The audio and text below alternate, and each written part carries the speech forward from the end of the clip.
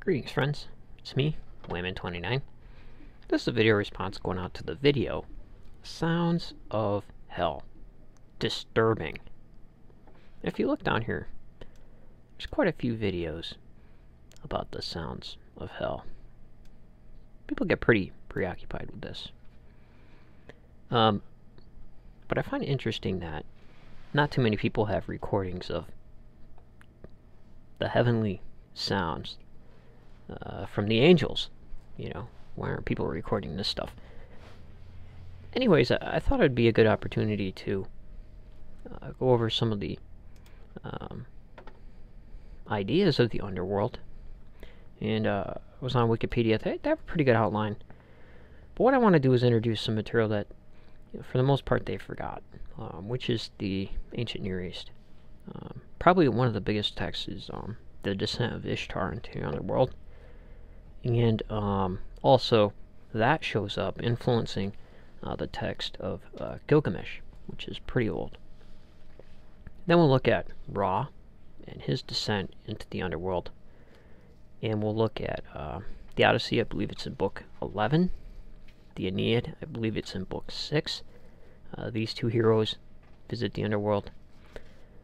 Then we're going to get into some more modern stuff, modern views of it. Mainly the Jewish view of Sheol and how that changed over time, because the Sheol in Job and how Judaism views it now may be quite differently. Because I guess what I'm saying is the Talmud views Sheol much differently than the Psalms or Job viewed Sheol. So this theology was built over time.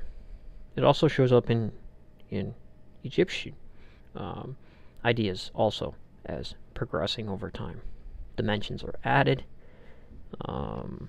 These realms are more developed as time goes on, which is pretty interesting.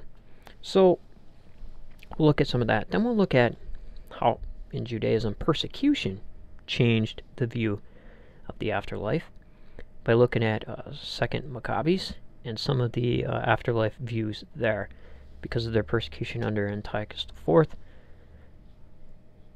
And also we'll be getting into Dead Sea Scroll views of the end of time, what that was, and then finally into New Testament ideas of it. What did the New Testament writers have to say?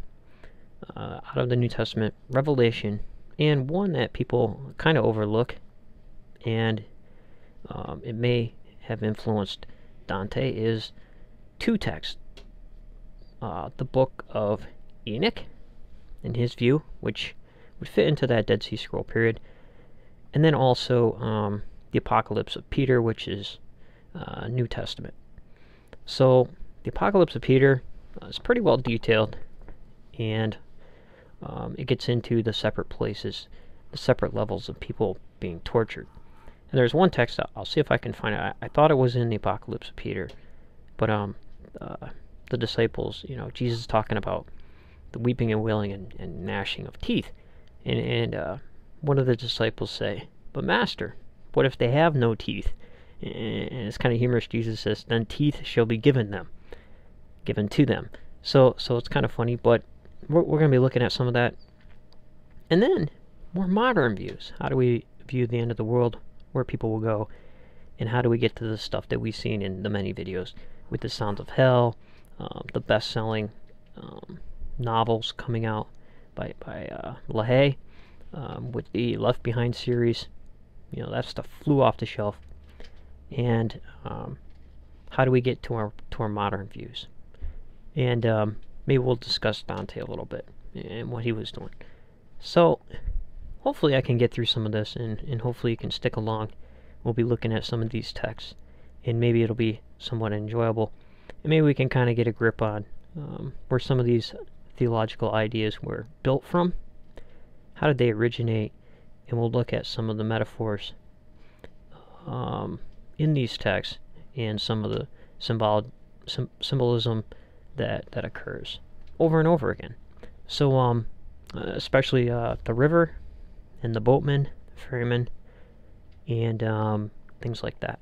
So, take care, friends, and hang in there, and I'll get started on this. Remember, if everybody's thinking alike, then somebody isn't thinking.